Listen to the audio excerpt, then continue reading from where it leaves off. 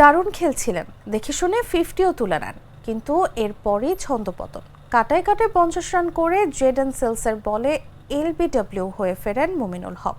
Review নিয়েছিলেন, কাজ হয়নি। অ্যান্টিগা টেস্টে প্রথম ইনিংস বড় করতে না পারার আক্ষেপ নিয়ে ফিরলেও মুমিনুল রবিবার ঠিকই বড় এক মাইলফলকে নাম লিখিয়ে ফেলেছেন।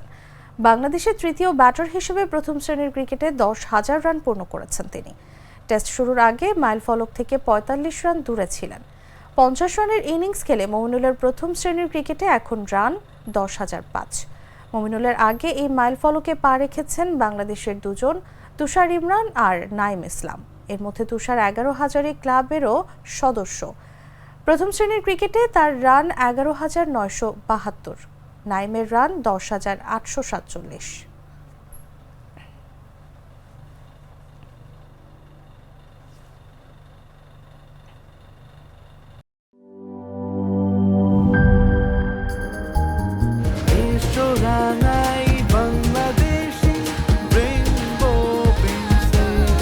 রেইনবো পেইন্টস, ছড়াও জীবনের রং।